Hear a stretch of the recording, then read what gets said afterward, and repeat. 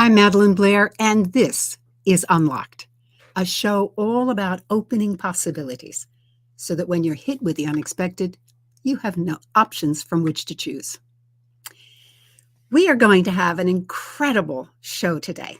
I am very excited about it. I've got Dr. Tom Garcia coming on, and Dr. Kelly Cressup is going to be joining the conversation. So it's going to be three of us on today. But this is going to be a conversation with Tom. He's a healer with 3 decades of experience in the healing arts.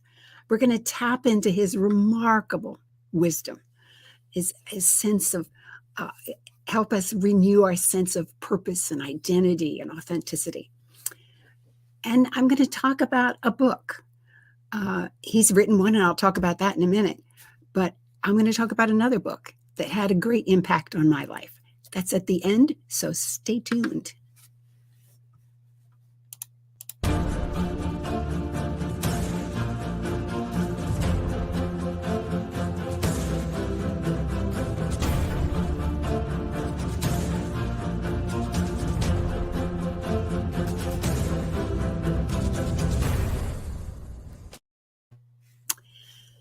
Today, I'm going to be joined by, let me get him on the screen, by Kelly Cressup. Kelly and I have been friends and colleagues for over 20 years. And among other things, he's an expert in conversational techniques. So Kelly is deciding, by the way, if he wants to host his own TV show. And I said, come on board and just be a co-host with me, and you get the experience of what it feels like to be on this side of the mic. So here he is. Kelly, welcome. Thank you, Madelyn. All right. Now, I'm going to take you off screen, and I'm going to bring on our guest. Because our guest is Dr. Tom Garcia. He's been in the healing arts, as I said, for over 30 years. Today he's a shaman and wisdom keeper in the mountains of Colorado. And yes, we're going to find out what all that means. And by the way, I'm very jealous that you're in Colorado mountains. I loved it when I lived out there. He's also a coach, a writer, a teacher, a mentor, a guide. His work focuses on deep healing in the body and mind. And if you're feeling stressed out these days, I think you will find today's conversation of high practical value. Tom, welcome to Unlocked. Oh, thank you, Madelyn. So happy to be here. Excited. Me too. I'm so excited. Listen, we have to bring Kelly back on. There he is. But before we get into the conversation, I want to just say this book has an amazing chapter in it. It's called The Difference, Essays on Loss, Courage, and Personal Transformation. And Tom Garcia's chapter is called Roar at the Moon. That's all I'm going to say, but it's a great book. Okay, Tom, let's get into this. Why should a person be even interested or concerned about their identity? Oh my, what a question to start with. I think on the face of it, and our identity is partly defined by our age, our career, the work we do in the world, and those sorts of things. But that's only the most superficial layer of who we truly are. And so my work really is about helping people discover the depth of who they truly are and get in touch with that identity, which underlies all other aspects of their identity that are on top. And it's actually really deep work to clearly identify and get in touch with who you really are. I so appreciate that you talk about the fact that there are levels of identity. My husband and I have been married for a very long time. And I say that because, it's so easy to think that you've been married you must know them perfectly. And you never do, because there's such depth to who we are. So true. All right. But now career paths are often circuitous. I've asked a lot of my guests what their career path was to get to where they are. What I love is this the fact that it's often unexpected. So, what are Mhm. some of the unexpected shifts that you've had to go through as you've pursued your work? If you have young people on that are watching, I think it's important to note that when I was 18, fresh out of high school, I didn't know what I wanted to do with my life, and I ended up joining the service. I went in the Navy, which was not planned. There I was one day in a recruiter's office, but it took me out of my home environment and set me on a course that I would never have gone on had I not taken that particular course of action. And and when I got out, I banged around for a few years before I finally went back to school. I quit a great full-time job because I didn't want to be confined to that career path, if you will, and just went back to school and on a whim and ended up pursuing chiropractic as a career and never looked back. Just never looked back. And when I did that, I wasn't that great of a student in terms of academics, math, science, chemistry, physics, all that stuff super challenged me. And I would hire tutors and study with Mm. classmates, etc., until I got through it. And, and then a career of 30 years as a chiropractor. But during that time, there were other things. There was men's work that I participated in for many years. There was a deeper calling that took me to the woods, and making fire and following the path of a shaman, and which led me to the point that I'm at today. But I want to say too is for all of us, there are pivotal moments, crucible moments that if we take the turn, or we meet the intersection of our lives and the creative life force and follow where that leads us, and following our inner guidance, it will take us to places that we might not otherwise reach. If we stay safe, if we stay conventional, if we, really, how we're conditioned really to play it safe, but Yeah. to take those risks and follow the course wherever it leads. And this path that I've been on, talk about circuitous, has led me on a path that I would have never otherwise pursued. And the pivotal moment, the crucible moment for me was the death of a close friend, which I wrote about in The Difference. It was his passing that broke me open in a way that was completely unexpected. And big things will do that. Death, a big loss in one's life, moving from one place to another and being completely unhinged by the move. I was unhinged, and it Mm. broke me open, and it led me to a deep spiritual path that I'm on to this day. I so appreciated as I read through your chapter that I could almost feel that breaking open. Mhm. You expressed it so beautifully, not to where that I felt bad, but that I still could, in a way, participate. Yes. Kelly, I want to make sure that your voice gets into this, because I think we're into an area that if you have questions, I want to make sure you have a chance to get in and ask them. One thought that I had, I wondered if the time that you spent, you said about 2 years in the Navy, Mhm. did you after the fact ever have a moment of thinking, oh, that's why I did those 2 years, or this is what I can carry forward, even if it didn't make sense or wasn't your full vocation at the time? Did you ever have a moment later when you thought, wow, I got this and this, even if it wasn't the right fit for me? Yeah, that's a great way to put it. I was actually in the Navy for 4 years, Oh, and probably 6 months in, I was like, "Oh my god, what have I done?"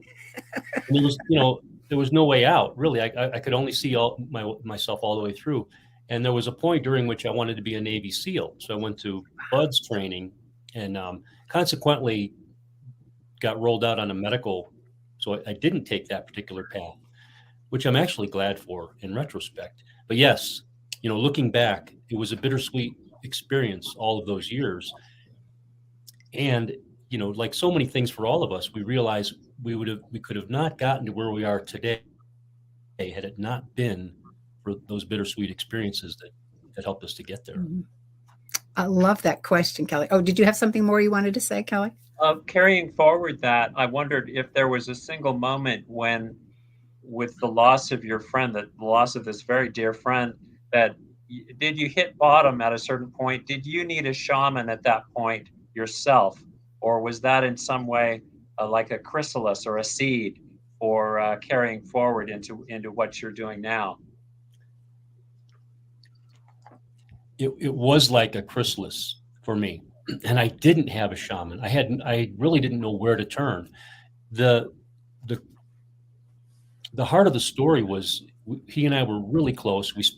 He spent the last 18 months of his life in our home. My wife and I took care of him until he passed. So we saw him off at the precipice. He went off into the mystery, and here I was looking at my life going, asking myself some deep questions. Who am I? Why am I here? And who sent me?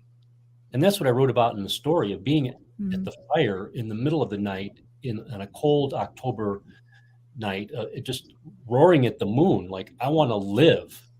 Show me how to live. And I want to know who I am as I live and why I'm here and who sent me. Who are you? I didn't want a God that had been given to me or that I inherited, but I wanted my own direct experience. So, boy, did I need a shaman then, but I really had no one to turn to. And I set about on my own course, and I did some bushwhacking for sure. I would go to the fire. Well, I'd go out in the mornings before sunrise, in the evenings at sunset. I'd stay out all night, and I'd bring my journal, and I learned to listen till I could discern my inner voice clear as a bell. And I wanted to know that voice like no other. And that's the voice that guides me. And I say we all have an inner voice like that. It behooves us to learn to listen for that voice and how it guides us in our lives. Oh, that's such a great lesson. And it's amazing that you did it without help, so to speak, because you did it alone. Gosh.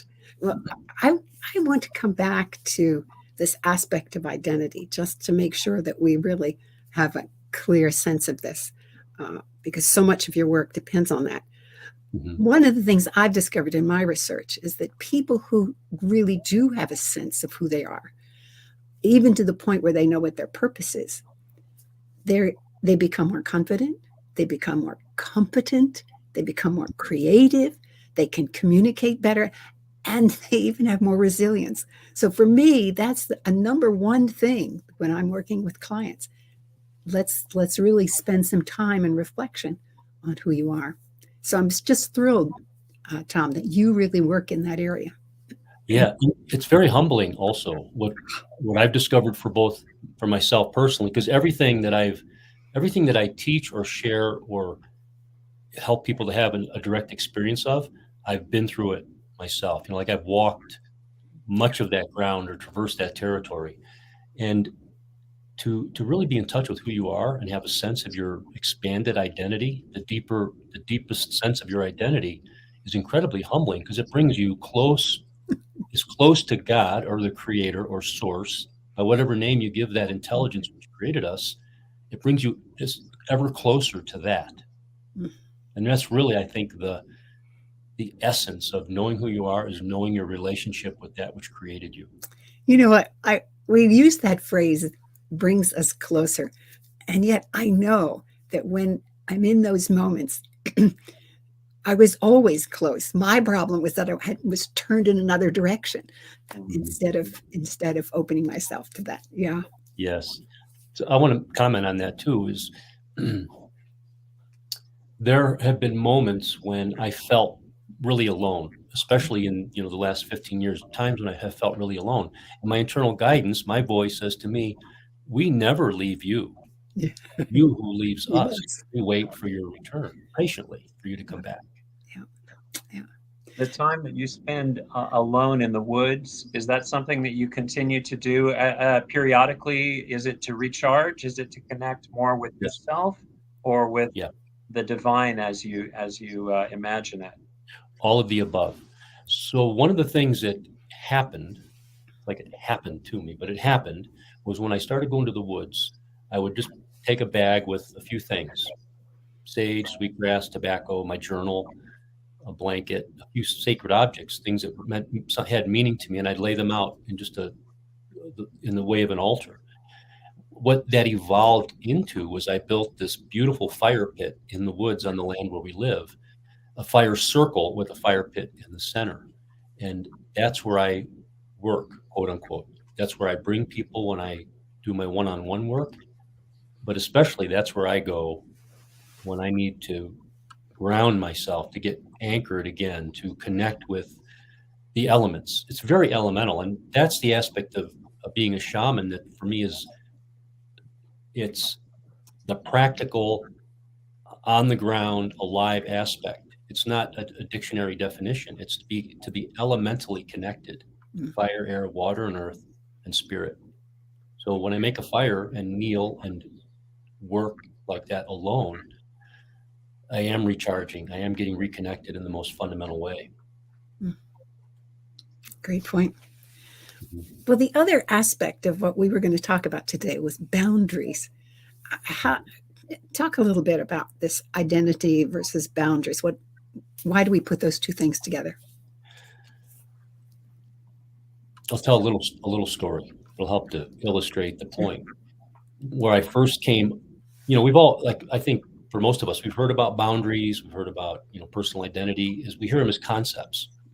And what happened was I had an interaction with a friend where I felt like he stepped on or violated my boundaries. And I was upset with him. He was upset with me, and we were upset with each other. And then I had this epiphany that I was almost euphoric because I realized what had happened was I didn't know my boundaries. And so how could he know? And so I actually had a piece of barbed wire that I kept in my bundle that I would take when I would go to the woods to remind me about boundaries. Now, I don't have that barbed wire. It's actually I still have it out somewhere, but I don't carry it with me. It's barbed. So it's not about keeping people out. It's just it was a reminder for as long as I needed it, which is to say, it was a process of learning. Here's where identity is connected. Who I am, where I end, and where someone else begins. How I respect or honor myself, and then equally respect and honor others. So it's been a process of learning and evolving, and over time being really clear about this sense of boundaries that I have in terms of my physical space, my personal space, and how I move through the world.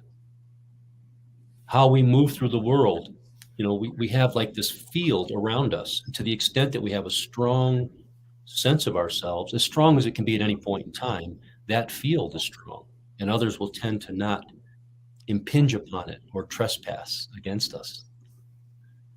If that makes sense.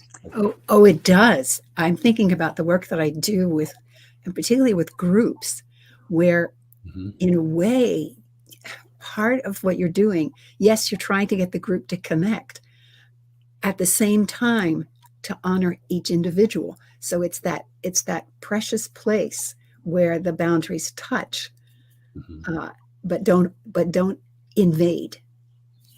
Gosh, I never thought about it from that perspective. It's no wonder that teamwork when you're working as a facilitator to help them grow, is a challenging task, because it is delicate. Yes, I like that. It's precious. That intersection between ourselves and another is precious, and so to really honor another is to first honor ourselves. It always begins with self. Yeah. Everything begins right here and then extends out into the world. I had an experience with a client that I really, really, really had to listen for what she was asking for, what she needed from me, so that I could meet her there and not step over a boundary by making a comment that might be interpreted as judgmental, or trying to fix or counsel where it wasn't asked for. And I learned so much, because once I understood what was being asked for, I could respect that boundary with her, and also meet her at the boundary with more clarity, with greater integrity, and an honoring of her that was reflected back in how she honored me. It was a beautiful interaction. I learned so much. I even told her, I said, I am a better man because of you, Mm. because of this interaction like that. Did you ever have a group situation where somebody, maybe to test their own boundaries or yours, just seemed to want to come after you in some way? It was just like, this is not working for me, and I'm going to make a big splash about it, and it's maybe all about that person, but you still have to deal with it in a public setting, and maybe use some kind of, I don't know, backbone or some kind of harder tool in a setting where somebody's really coming after you. Yes. So one of the, and this has been learned over time and a practice is when I feel that, I notice a couple things. First, I get really calm inside, and there's an aspect of me that realizes this is not about me; it's about them. Yeah. And once I can like get straight on with them and just make contact eye to eye, and they can see I'm not being confrontational, I'm not being aggressive, then I can ask, what do you really need, or what are you really asking for here? In effect, to say, what's going on with you that you would behave this way? And I notice how it disarms them, it softens, and sometimes they tear right up because they realize they're not being attacked. That there isn't attack in return. There's compassion and understanding. How did you learn that aspect of becoming calm when you were under attack? I mean, because we face bullies all the time. Mm-hmm. How do you learn that moment, that technique, whatever it was? I would have to say that it's been years of going to the fire and really listening for the voice that guides me. It's a compassionate voice of the Creator that says, we're patient with you and you need all the help you can get. Recognizing I need all the help I can get, and I'm not alone in that. We all need all the help we can get. And I'll tell you another quick story. Yeah. I have a lot of feathers in my spaces. Feathers come to me, birds, everything. And my guidance said, I talk about my guidance, my internal voice reminded me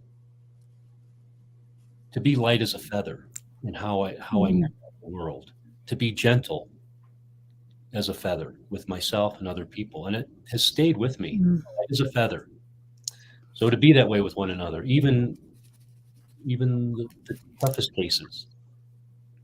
You know? If I might follow up, there's another way that people might come after you, which is more passive. And I really appreciated what you wrote about this in terms of setting emotional boundaries, protecting your psychic space, recent writings on your website. Mm-hmm. So how do you deal with a vampire, or an energy vampire, somebody who's may not even be aware of it, but is just sucking life out of a room or out of a process with you? Is there a way that you can get punctured through something that they don't even see about themselves? Yeah. One way to deal with that is to let it go. To not engage, to not go there, to not try and meet it head on. Don't feed that wolf. Yeah, don't feed it, don't engage it, don't answer back to it, simply don't give it any energy. When it's in my face, there's something about, again, just realizing this is not about me, it's about them. Stay really calm, and to the best of my ability, help them to move off if they're disruptive to a group, if they're, especially if they're unconscious about what they're doing. But here's the other part too, is there's an aspect of me that can be really really direct, like knock that off. Whatever you're doing right now, stop it. Because I see what you're doing. Just something like that, to be very clear, very direct, and just nip it in the bud, because to let them know it won't be tolerated. It's like a father energy in that respect. What this all reminds me of are the interactions that happen in two places. One is in, I'll take I'll take the easy part first. I'll talk about work. There are times when you're in a work setting where you can't withdraw. You have to deal with it. And I love the fact, Tom, that you say it is not about me. What is it about them? And it puts you in a compassionate place when you say that to yourself. And suddenly it's sort of like, yes, they're shooting things at you, but it's just sort of flowing off of you because you're not engaged with it. And I love that as a strategy when you're in a difficult situation, in a business setting. Yeah. You have to, and it doesn't mean that you're going to roll over. It just gives you that calm so that you can think it through as to how you're then going to come a response so that you can still be effective in the workplace. The other place that it reminds me of is in a marriage. I mean, what happens? You're doing this a lot. And if you're smart, you think about it and you learn to do this. But you're right. It has to begin with respecting who you are, and then you can turn that respect to the other person that you have chosen to live with. Well, there's another aspect. We're just kind of drilling down here, is to approach things from an energetic perspective. We're looking at what's happening on the surface, but to drop down underneath and just start asking questions like, what's being called for here? Mm. It's either love or a call for love is one way to, either there's love happening or there's a call for love. And to just hold that loosely and allow for some insight or awareness to show up around that, a softening. There's a softening in me when I do that, which reflects in a softening in my outer world with the people that I work with or who are in my environment. And that even works in a business setting. You might not use the word love, but you may say, what is really being called for in this moment? Right. And the other person doesn't have to know that you're working with them at that level. I'll give you another great example. You're talking about marriage. When my wife and I were first married, she had a former husband who was alcoholic. And they had a child together who was my stepdaughter. And I'd never dealt with an alcoholic before. And I was like enraged so often, so much of the time. But at the same time, in my spiritual study, in my deep inner work, there was something that this guy is my brother, or he's reflecting something back to me. And I understood it has something to do with my relationship with my own father. So I just kept working it from that level. I won't say that, oh yeah, I worked it all out, but I will say that when he became sober, he and I had a healing that I brought him. It was like a miracle, really. And it was on the eve of our daughter's wedding that I presented a gift to him, and I said, there's been a lot of water under the bridge between us, and it's all forgiven. And it changed everything, like right in that moment.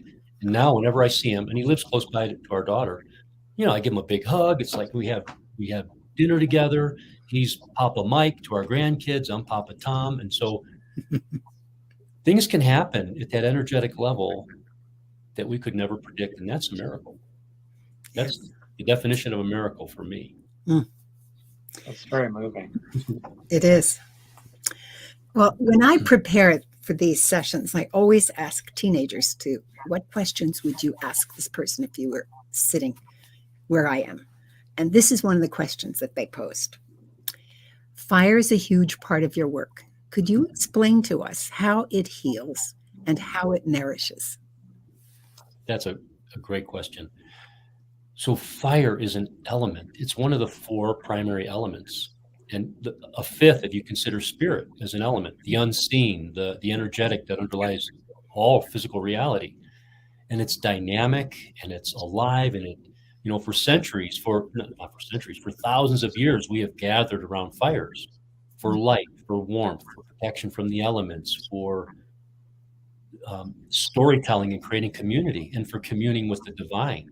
So it's an ancient primal practice to be around fire, whether it's building a campfire, like, outdoors, or having a candle burning indoors and being in the presence of that candle or light.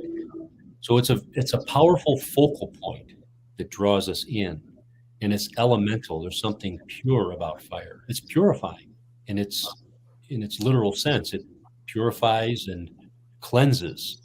And when I use fire in my ceremony, which I'll speak more about that. When I use fire, fire is the center of my ceremony. I make offerings to the fire symbolically to release what I want to let go of, to offer a prayer or a blessing or my gratitude for something. And so fire becomes a symbolic element that I interact with. And just in that, it's healing and nourishing to the spirit, because it's grounding, just like sitting on the earth. If you're outside, you make a fire on the earth. And to be on the earth, under the open sky, at the fire's edge is elemental as it gets. Hmm. I think I'm beginning to understand what you mean by elemental. I am very elemental, I like to say. I'm just a basic guy, you know. But it's touch points that really ground you in reality, and that's where we are in this life. Mm-hmm. And it has to be grounded into the physicality as well as the spiritual. So consider the truth of the matter for most of us, especially if you live in a city. We are so separated from nature. Yeah. We have to go to a park to get in nature, or there's this. We're inside of our boxes, air conditioned. We move about in cars. Everything's layered over with asphalt and concrete. So in so many ways, we're separated from nature. And what I've discovered in my work with people is they naturally migrate back to nature. They'll sleep in their garden. They want to be outside barefoot. They want to be in the mountains. They want to come here and spend time with me to get that reset, to get reconnected. Mm-hmm. So nature is such a natural, we're not just part of nature. We are nature. We are nature. That's right. We are nature. So, the Japanese have a wonderful way of doing this. They call it forest bathing. And it's where you walk in the forest very purposefully, very slowly. But now I'm really understanding that as you were talking about the fire, it's an element that draws you into the reality of where we are. Oh, it's lovely. It's representative of a deeper reality. Mm-hmm. And in my what I call my parallel universe, when I'm working elementally at the fire, it's like I'm in another world. The fire is like a portal to the deeper aspect of reality, the deepest elemental aspects of creation. And to just sit with that, to be in the presence of that, is so powerful. What you said that there are people who come to reconnect with nature when they come to see you. Mm-hmm. Have you ever had like CEOs come to say, "I just need to get refreshed"? What are the kinds of people that come to your fire? Most of the people that come are business owners, entrepreneurs, CEOs. They come from all over the world, actually. Mm-hmm.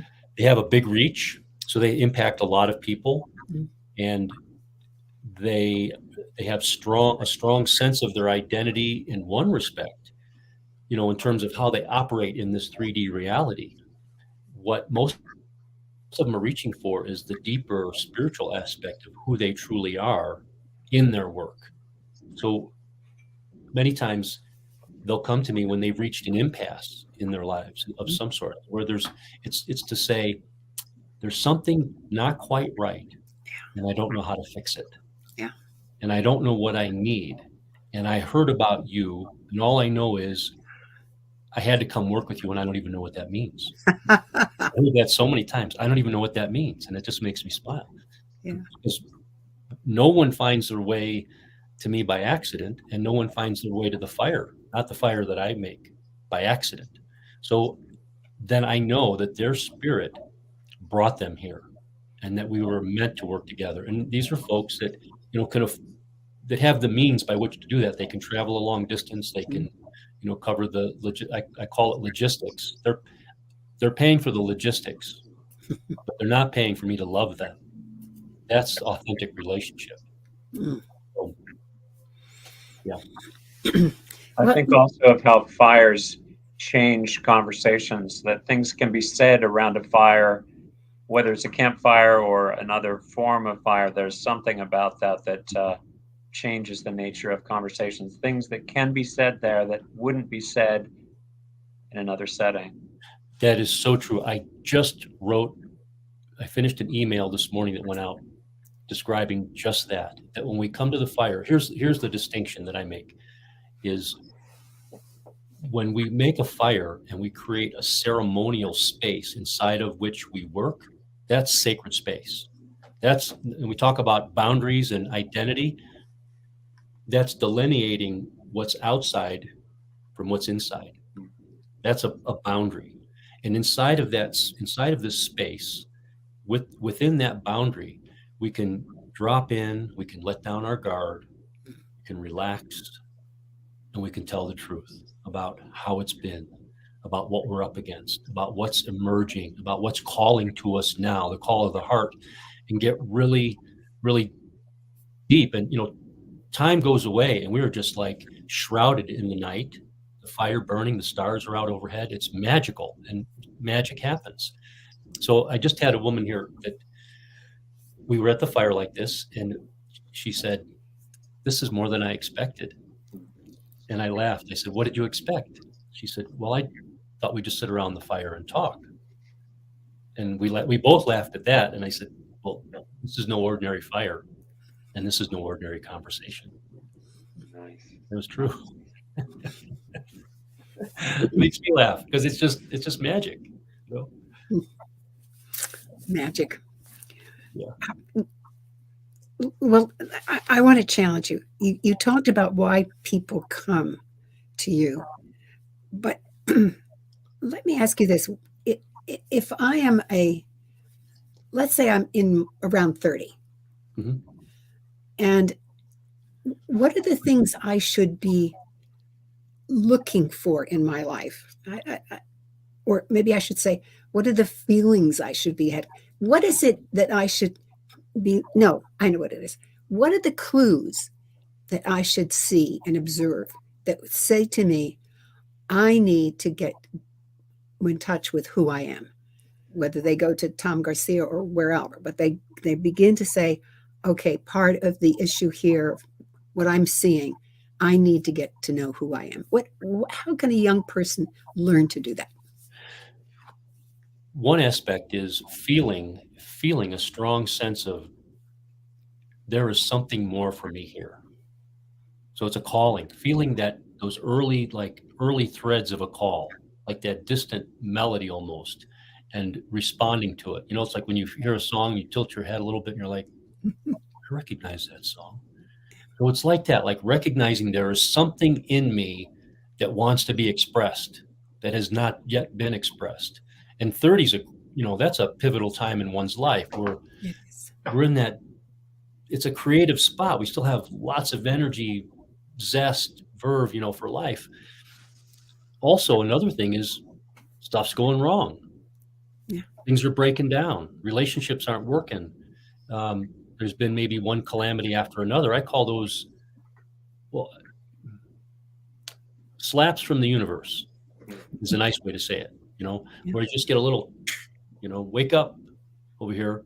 And if you have a major incident, that's the 2x4, But paying attention to those kinds of things, it's our internal guidance that's moving us, and we're either resisting and not following through, or we're responding to the call and noticing there's something more here for me, and I'm reaching for it now. I think that it is so essential. And you're right. 30 is an interesting time in your life, Mm-hmm. because you really by then are I'll call it a full adult. Mm-hmm. And yet you have so much energy that now you can direct yourself in many directions and Mm-hmm. achieve remarkable goals. Although, of course, you can achieve them before then, but still you have that moment. Good. I'm going to have to think about that my grandson is not there yet, but I have to think about that as to how I help him see those moments. So Well, consider this too. I've had this conversation with people. I'm not an astrologer, but there is something called Saturn return. which is how long it takes Saturn to go around the sun, which is 27 years. 27, yeah. Yeah. So if you've heard of this, the age of 27 is often a pivotal age for many of us. And I'll simply ask, so what was going on in your life at the age of 27? And not 27 on the dot. It could be 25 to 30. And almost to a person, it's a description of some major shifts happening. Now, if you meet the shift with eyes wide open, paying attention, you can engage that trajectory I was talking about of your life force with the force of creation, like that moving through you. If you miss it, well, it doesn't mean there won't be another, like there may be another ship, but you really want to pay attention. And so there's the age of 27, and then again, it comes around again at the age of around 54. So those are often big pivotal moments in our lives, those particular ages. Mm-hmm. Yes, actually, I can remember both of those ages in my life quite distinctly. Okay, I want to. Did you have something to say, Kelly? Just a side note, maybe, or a question, but I know that some of the identity issues are different for people that are younger than we are in terms of things become very politicized. I have a friend who's dealing with a son who's facing up to gender non-binary issues. There's the LGBTQ spectrum. Have you ever found somebody in your care who was needing redirection from maybe self-perception or a different aspect of identity than you had personally wrestled with yourself? Yeah, I'm thinking particularly in the men's work that I alluded to earlier, dealing with men from all different walks of life. Oftentimes men in that middle age range of about 30 to 45, but also falling on either side of that. And also in my practice as a chiropractor, when folks would come in who are of a different sexual orientation or in some kind of transition, just simply honoring and meeting them right where they are and not having it be any different, not needing them to be any different from me, and to allow them to feel the embrace, whether real, actually embracing them, or just feeling embracing them and how I hold them, to just recognize and honor where they're at. And also in my mind that you'll find your way, whether I say that directly or just hold that you will find your way. I trust that your internal guidance will lead you where you need to go. Thank you, Tom. Yeah. Tom, we're almost out of time. I can hardly believe it, but how did that happen? But there's a really important question that I want to make sure we cover. How might a leader bring this kind of thinking to his team, his or her team?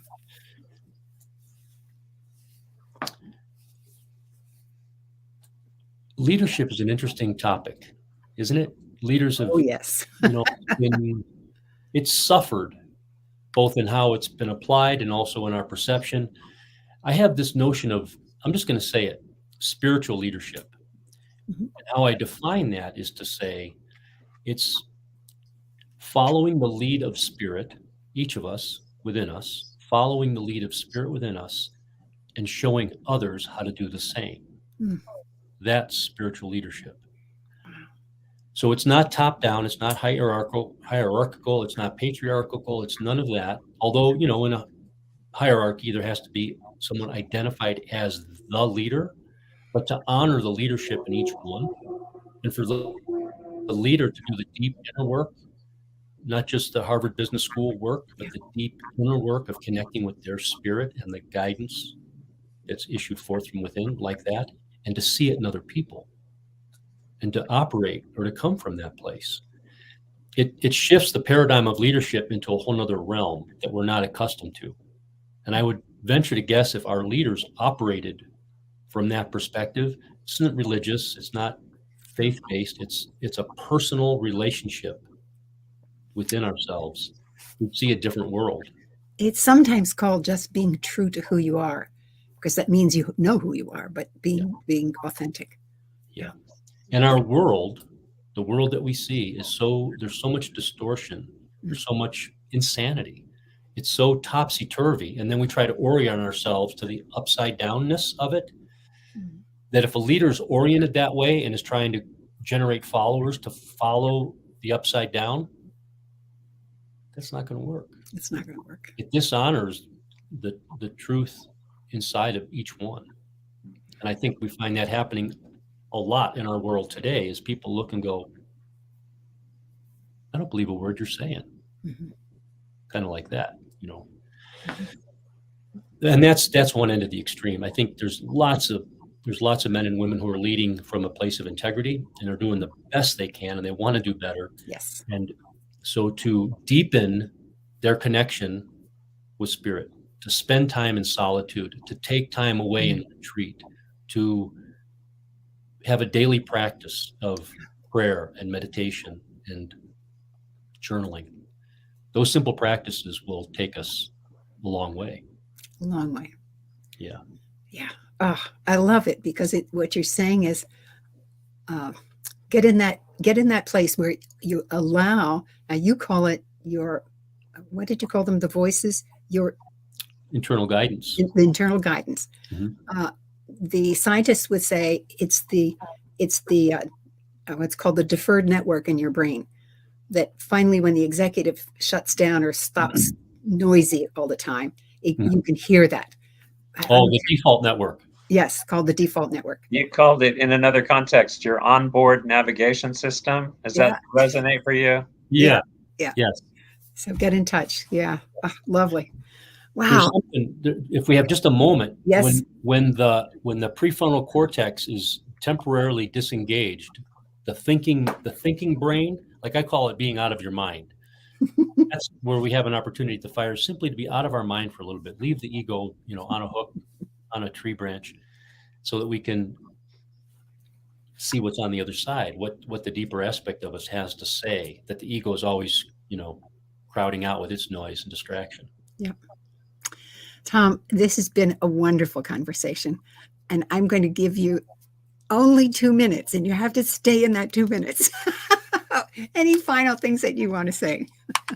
Well, we're talking about boundaries and identity. They go together. And how we define ourselves, that's the first boundary. And that's the first piece of work that we simply must engage in, is how we define ourselves and being true to who we really are. Like, who is that? And getting to know ourselves at that level, our true identity. And we define our lives in the same way. We let our lives be an expression of who we truly are. And the boundary, in a way, sets itself as we're true to who we are in that respect. So comparisons are unfair. Comparing ourselves to another, because there's always greater or lesser persons than ourselves, and to stay out of the business of judgment to the best of our ability, stay out of judgment, and to recognize that we're all, each one of us, deserving of complete courtesy. Yes. And so to regard one another like that as brothers and sisters. So as we respect our own boundaries, we respect the boundaries of others. And that communicates. It communicates more loudly than any words that we could offer. And following our inner guidance is the key to that, to knowing who we are and to what our boundaries are in the world, and recognizing where we end and the rest of the world begins, and what belongs to us and what doesn't. Like that. How am I doing on time? You hit the nail on the head. You got it. Okay. Thank you. And Kelly, thank you for joining me. Yes. It's wonderful to have you as co-host. I love your questions. Thank you, Tom, also. Yeah. Mm-hmm. Indeed. All right. I always hate to come to the end of these conversations, but you have to in the end. And I did promise that I was going to describe a book that has made an impact on me, and it's closely related to what we've been talking about, because it's called The Transformation. It's by a man by the name of Gordon, an MD, Discovering Wholeness and Healing After Trauma. This is an incredible book. It begins with a reference to to Viktor Frankl, who said, suffering ceases to be suffering at the moment it finds a meaning. And when I read that, I said, this book is and I don't even have to read past that. I know that this has meaning to me. And it immediately reminded me of my grandmother, who, had the usual difficulties. One child was hit and almost died, and her husband, my grandfather, fell and broke his back. I mean, these are traumas. And yet she always came through because she had this enormous faith. So that faith basically gave her a meaning. So she suffered along with it, but without. The book is full of examples and stories and exercises. But what I really loved was that in the midst of this, he also describes the scientific evidence of what's happening in our bodies. I mean, he's an MD, so he thinks about bodies appropriately. So you begin to understand why he's telling you to do something, not just because, it works. It's because this is what's happening in your body. It's why your body works this way. One example was, he says, put feelings into words. And he describes this beautiful example of a man who felt insufficient. And in talking with him, it turned out that his father had just kept saying, you're useless, you're terrible, all these things that make a child feel insufficient. And so Dr. Gordon suggested that he have a conversation with that feeling. And in the book, he describes the conversations, and it was wonderful. I don't know. I don't think I have time to read the whole thing, but I'll read you little pieces of it because it's quite funny. In the end, it's funny. He begins with saying, "Who are you?" And insufficient says, "I'm a part of you." Well, without why are you here? What good are you to me? And insufficiency says, "Without you, you would have been dead, because your father would have beat you to death." And he goes on and on, and finally he says, "So what do I do to get free?" And the feeling says, "Stop worrying about me. When you run or meditate, I don't bother you." Yeah. So run and meditate more. Just watch me out of the corner of your eye. You're a big guy and I'm really small. Don't take me so seriously. In the end, he laughed. That's the kind of examples that he gives. There's more, and I'll tell you one more real quick. And that is, he advises that you do belly breathing. Where you breathe and your belly goes in and out because you can feel it with your hand. I discovered that when you do that, he says, even though it was a tense situation, it will lower your blood pressure. You can think more clearly. I was thinking about some of those examples from Tom. I want to be thinking more clearly. So belly breathe. I now, when I go to the dentist, say to him, "I haven't belly breathed yet, so give me a couple minutes to belly breathe." And it's really helped. So two very different kinds of examples, and the book is filled with them. Let's see, what else can I say? I guess the only other thing I can say is that it really helped me understand that taking those moments of reflection, just as Tom has been talking about, are really helpful. Wow. Well, I hope you have enjoyed today and what we've talked about. If you want to explore more what it means to do some resilience work with me, just write me at madelyn@madelynblair.com. I'll get right back to you. And if you're watching on YouTube, please click the like button and maybe even subscribe. And be sure to check out replays on my website. I'm Madelyn Blair, wishing you infinite possibilities as you unlock your resilience.